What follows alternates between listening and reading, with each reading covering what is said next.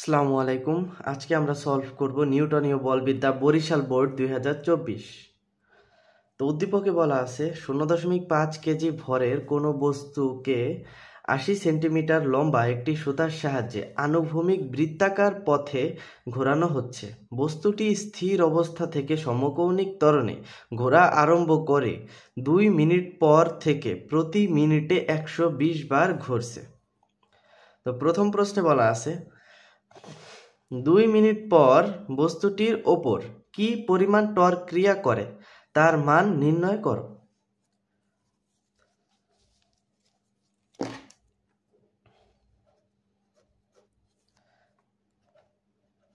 তো ভর দেওয়া আছে 0.5 কেজি, ব্যাসার্ধ হচ্ছে সুতার দৈর্ঘ্য কত 80 সেন্টিমিটার বা 0.8 মিটার।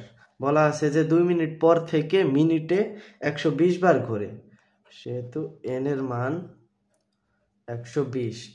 বলা হয়েছে মিনিটে 120 বার ঘোরে, তাই t এর মান হবে হচ্ছে 60 সেকেন্ড।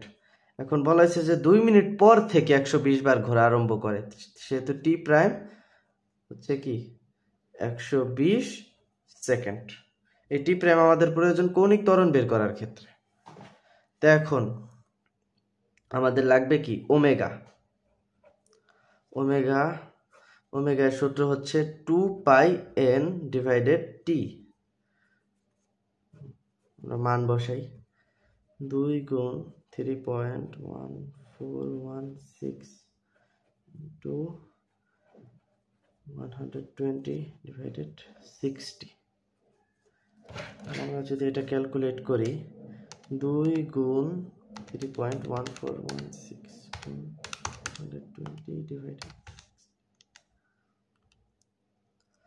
তো কৌণিক ত্বরণের মান আসতেছে হচ্ছে 12.5664।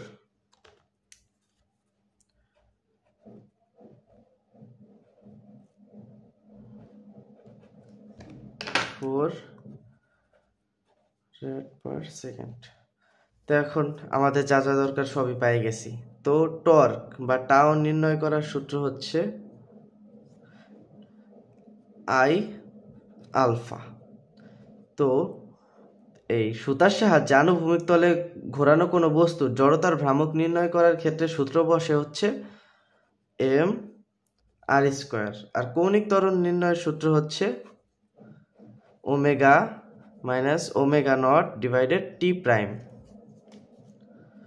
তো এখন আমরা মান বসাই, এম এর মান হচ্ছে 0.5, আর এর মান হচ্ছে 0.8 স্কোয়ার গুণ হচ্ছে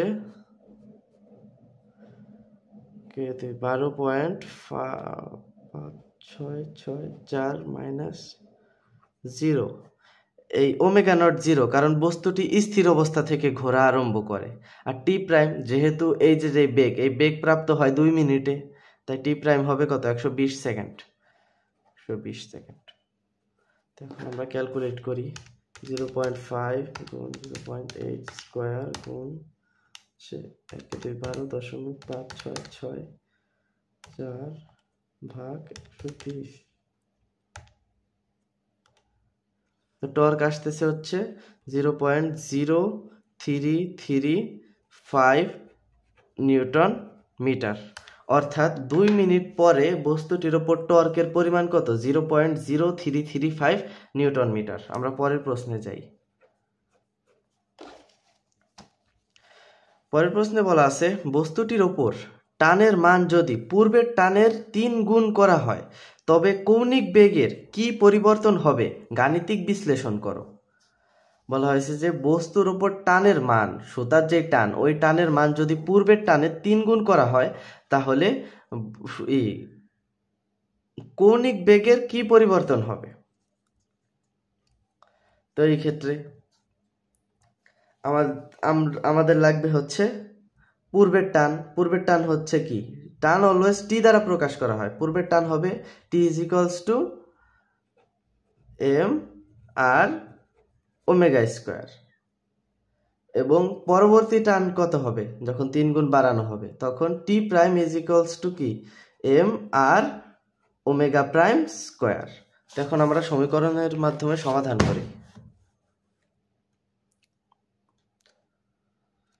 তো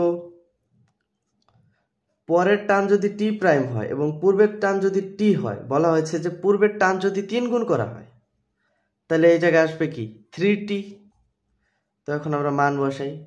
টি প্রাইমের এই জায়গা হবে M R omega prime square equals to 3 M R omega square. তো এখন omega prime square is equals to কি 3 M R omega square divided M R, এই এম আর কাটাকাটি, অর্থাৎ ওমেগা প্রাইম স্কোয়ার সমান সমান 3 ওমেগা স্কোয়ার। অতএব omega prime is equals to √3 omega square বা √3 ইন্টু 12.56664। আমরা ক্যালকুলেট করি √3 ইন্টু 664,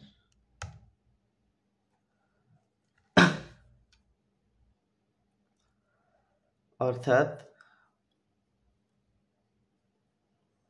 সরি ক্যালকুলেশন একটা ভুল হয়েছে, দুঃখিত, এই জায়গায় একটা স্কোয়ার হবে। এখন 3 ইন্টু 664 স্কোয়ার। অতএব ওমেগা প্রাইমের মান হচ্ছে 21.7656 রেড সেকেন্ড ইনভার্স 1। তো এখন কৌণিক বেগের পরিবর্তন del omega is equals to omega prime minus omega, অর্থাৎ 21.7656 মাইনাস 12.5664, 21.7656 মাইনাস 12.5664। অতএব কৌণিক বেগের পরিবর্তন কি 9.1992,